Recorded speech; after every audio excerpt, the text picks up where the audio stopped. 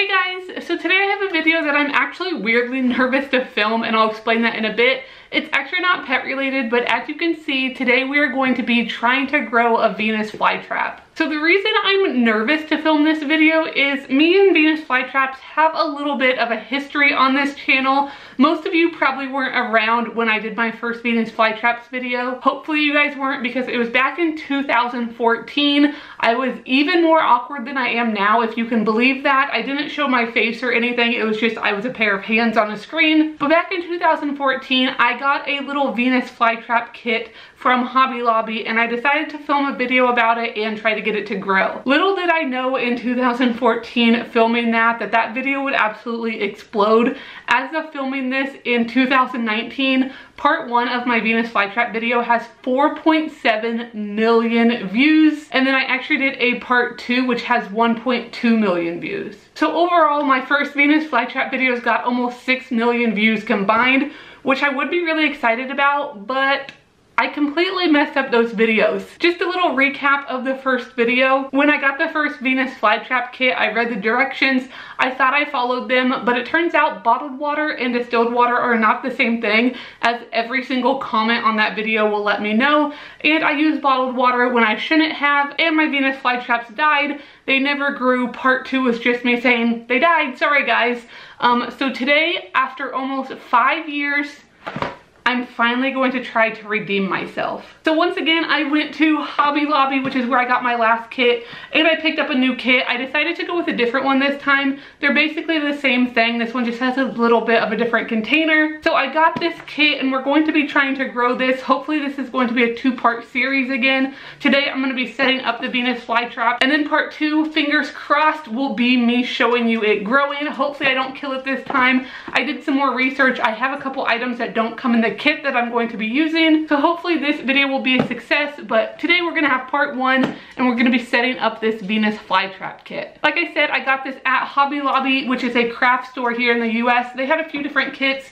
This one was $15.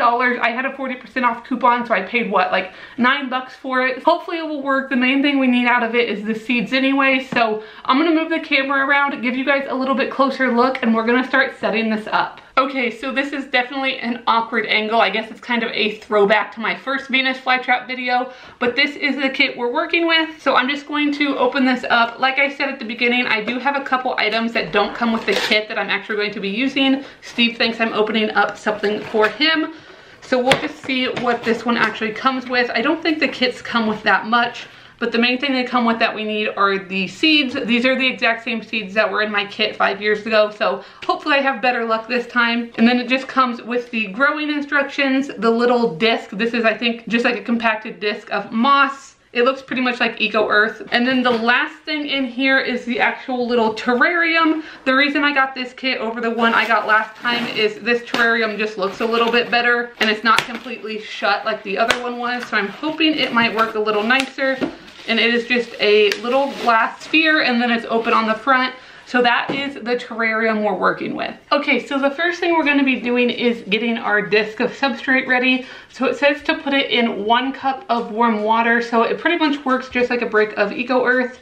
So I have a cup of distilled water, definitely distilled water, and not bottled water this time. So I'm gonna go ahead and let that expand. And while that expands, I kind of want to explain the couple things that I'm going to be using this time around that aren't included in the kit. So this time, if I mess them up, it's going to be my fault for another reason, but I thought I would try. So when I was doing my research before I decided to try a Venus flytrap again, a lot of places said that a lot of people tend to overwater their flytraps so the roots rot. So I thought I would kind of set this little terrarium up like a little miniature bioactive that you would for a reptile. So I stole some of the false bottom out of an old bioactive reptile enclosure I had. These are just the hydro balls that you can find in most pet stores. So I'm going to make a little false bottom so any excess water can drain down. So I'm gonna do a layer of that, and then I also cut a little piece of screen. This is also just out of one of my old bioactive enclosures.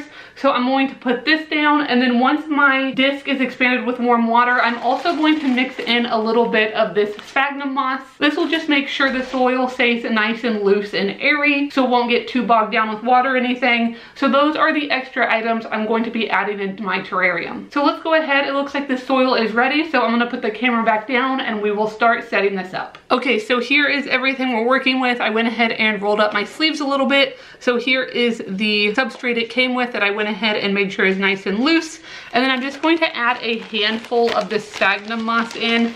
I don't want to put too much in there, but I just want to put a little bit in there just so it's a little bit lighter and airy, like I said. So I'm just going to give that a good mix. I doubt I'll need all of this since I am putting that little false bottom in. So we'll just have to see how much I need. So now that my hands are a mess, I'm going to set that to the side, and then I'm going to put the false bottom in here. So I'm not going to use much of these at all, just enough so any excess water has some place to go. So that is, I don't know if you can tell how much is in there, but that's all we're going to be putting in. And then I just cut this screen roughly to size. I'm going to set that in there. That screen is just so none of the substrate falls down into the false bottom, and it keeps all of that dirt and moss and stuff from going down there. So now that the screen is in, I'm just going to scoop some of the substrate in. It says you put about 1.5 inches of substrate in here. You just don't want it coming out of the hole. Hopefully this works. I know if I mess up, which is likely again because I'm not following the directions once again. I think I'm improving it, but it's very likely that I'm messing up again. But I'm sure everyone will let me know down in the comments if I'm not doing something correct again. So I'm gonna get a little bit more of the soil. I think I have enough of the sphagnum moss. So there is my terrarium. All right, so now that all the substrate is in our little terrarium, the only thing left to do in part 1 is to put our seeds in. One mistake I made in the first video, which the directions actually said, in the first video it said that you should actually cover the seeds once you put them in, and a lot of people told me no, you shouldn't, so that killed them too. This one also says that you shouldn't cover the seeds, so I'll definitely not be covering them. I don't know, I'm sure you can't even see these on camera because I can barely see them in person, but there are a few itty bitty seeds, so I'm actually going to go get a piece of paper and put them on the piece of paper like the directions say, so I make sure I actually get them out. All right, so I'm just gonna use the instruction booklet to put the seeds on, and then I can pour them in here. I tore off the corner because I thought that was gonna be a big enough piece of paper, but with how tiny these seeds are, I thought it would be a better idea to have a little bit bigger piece of paper because they are microscopic, and it looks like there's only about 5 to 7 seeds in here maybe. So I wanna make sure I get every one of them.